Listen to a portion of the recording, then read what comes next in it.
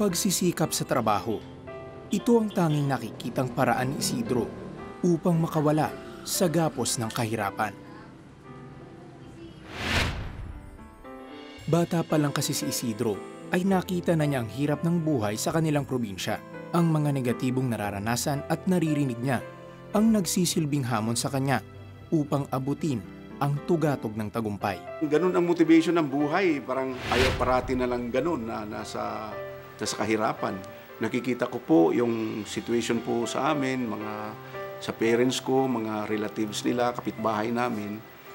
Parang ganun yung tatanda ako, ganito lang din katulad nila. Iisip na ako na may maganda palang buhay. Kaya naman sinikap niya ng husto na makapagtapos ng electrical engineering upang umasenso. Nakita ni Isidro ang magandang oportunidad sa pagtatrabaho abroad, kaya nag-apply siya sa mga agency. Ngunit sa kasamaang palad, naloko siya ng mga ito nang tangayin ang kanyang mga naipong salapi. Hindi na ako basta-bastang maniniwala sa tao.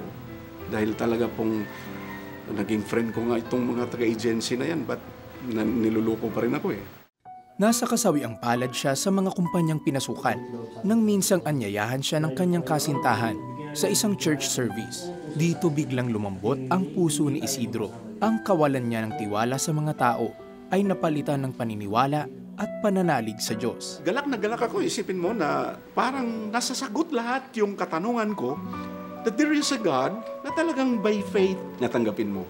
Ngayon ko lang nararanasan na mayroong mga taong totoo. Nagkaroon ka na ng peace, deep inside, hindi mo maintindihan that yung urgency sa akin noon is, I must have to know more of this God. I was so touched. Truly, the Bible is like a mirror. Nabasa ko yung pagmamahal ng Diyos. Nagkaroon ng bunga ang pagtitiwala ni Isidro sa Panginoon. Ang matagal nang inaasam na makapangibang bansa ay natupad taong 1987. Nang magtungo si Isidro sa Riyadh, Saudi Arabia. Nagtrabaho siya bilang assistant electrical engineer at kalaunan ay nakapasok bilang isang draftsman. Araw-araw, naranasan ni Isidro ang mapaghimalang kamay ng Diyos sa kanyang personal at profesional na buhay. Nakakapag-Bible study siya doon, kaya naman mas lalong lumalim ang relasyon niya sa Panginoon. Sa pagdaan ng panahon, nasubukan ang pananalig ni Isidro nang makulong siya at ilang mga katrabaho dahil sa natuklasan na wala pang permit ang kumpanya sa nasimulan nilang proyekto. Ngunit sa halip na matakot, baon ni Isidro ang kagalakan at katatagan buhat sa Diyos. Pinalaya rin sila matapos ang 14 na araw. Makaraan ng ilang buwan ay nagdesisyon si Isidro na umuwi na ng Pilipinas. Nakapag-asawa siya at nagkaroon ng 4 na anak. Ang lahat ng karanasan ni Isidro sa Saudi Arabia ang nagsilbing gabay niya sa pagtataguyod ng isang pamilya na may takot at pagmamahal sa Diyos. Sa ngayon, ay 2 na ang napagtapos nila ng kolehiyo. Si Stephen na isa na ring engineer at si Joshua na isang mass comm graduate. Habang 2 pa ang nag-aaral na nasa kursong Information Technology at Tourism. Magkatuwang naman si Isidro at ang kanyang may bahay sa pagbabahagi ng salita ng Diyos sa probinsya ng Cavite. So talaga po, ako po sa simbahan ay tatay nilang lahat. Meron tayong assignment.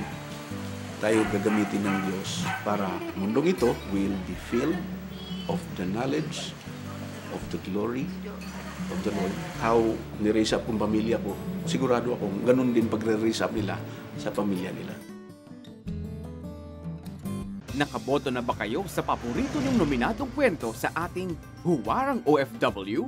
Kung hindi pa, may panahon pa kayong bumoto hanggang May 25, 2015 ng umaga. Para bumoto, bumisita sa aming Facebook page, The 700 Club Asia, at i-click ang Huwarang OFW 2015 tab. 3 kategorya ang inyong pagbobotohan: pamilya, individual, at misyonero. Kung na-miss ninyo ang unang batch ng ating mga nominees, mag-log on lang sa cbnasia.org/mediacenter kung saan tampok ang mga nominadong kwento.